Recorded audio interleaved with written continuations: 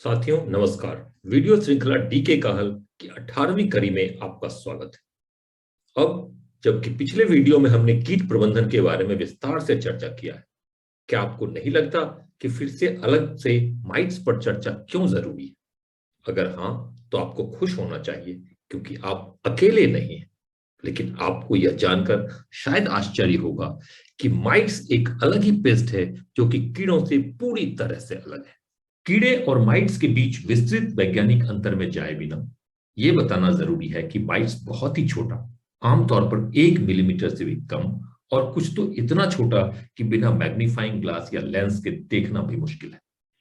वयस्क माइट्स को 4 जोड़ा पैर होता है, जबकि कीटों में 3 जोड़े, और माइट्स की सभी प्रजातियां पंख रहित होती हैं, वहीं अधिकांश कीटों को पंख होता है।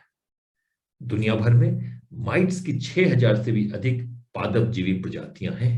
फसल को नुकसान पहुंचाने वाले माइट्स में gall mites, bird mites, rust mites, witches broom mites, blister mites आदि को एरियोफाइट श्रेणी में, जबकि spider mites, false spider mites या flat mites, citrus flat mites, ornamental flat mites, radish black mites, pineapple mites आदि को टेट्रानाइकोडिया श्रेणी में रखा जाता है।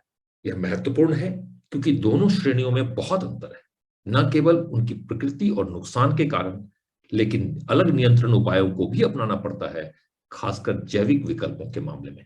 गर्मी और सर्दियों में उगने वाली लगभग सभी फसलों, सब्जी, फल, फूल आदि को माइट्स का हमला हो सकता है, लेकिन गर्मियों की फसलों को गर्म और शुष्क परिस्थितियों के कारण अधिक नुकसान होता है।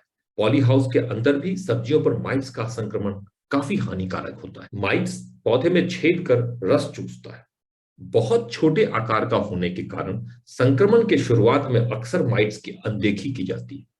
माइट्स के संक्रमण का पहला लक्षण है ऊपरी पत्ते पर पीला या सफेद धब्बा, जो थ्रिप्स से मिलता जुलता है, लेकिन पत्तों के अंदर के तरफ जाला, अंडों आदि को देखकर माइट्स को आसानी से पहचाना जा सकता है, और संक्रमण के बढ़ने पर पत्तियों को भारी नुकसान होता है। सोयाबीन में फसल का विकास पूरा होने या प्रजनन अवस्था के शुरुआत में माइट्स का संक्रमण होता है, जिससे पैदावार में 40 से 60% तक कमी हो जाता है, और जब तक खेत में हरी फली मौजूद हो, स्पाइडर माइट्स का प्रकोप जारी रहता है। फसलों को नुकसान पहुंचाने के अलावा माइट्स कई वायरल बीमारी जैसे व्हीट स्ट्रीक मोजैक, तुअर या अरहर स्टर्लिटी यानी बांझ मोजैक का वाहक या वेक्टर भी होता है। अब हम जानते हैं कि माइट्स और कीट पतंग अलग अलग होता है, इसलिए उसके प्रबंधन और नियंत्रण के उपाय भी अलग ही होना चाहिए। गर्मियों और ठंड के मौसम में फसलों की पत्तियों को नियमित रूप से जांचना चाहिए। अत्यधिक माइट संक्रमित शाखाओं को भी खेत में यूं ही नहीं छोड़ना चाहिए, बल्कि उसे काटकर जला देना चाहिए। माइट्स के प्रभावी नियंत्रण के लिए आमतौर पर एजोबेंजीन, डाइकोफॉल, ओबेक्स और टेट्राडिफॉन आदि माइटिसाइड, जिसे एक्रेसाइड भी कहते हैं, इसका इस्तेमाल किया जाता है।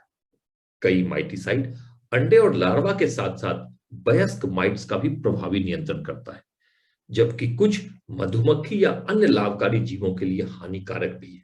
इसलिए भूल से भी कभी माइटिसाइड का अधिक मात्रा में उपयोग नहीं करना चाहिए।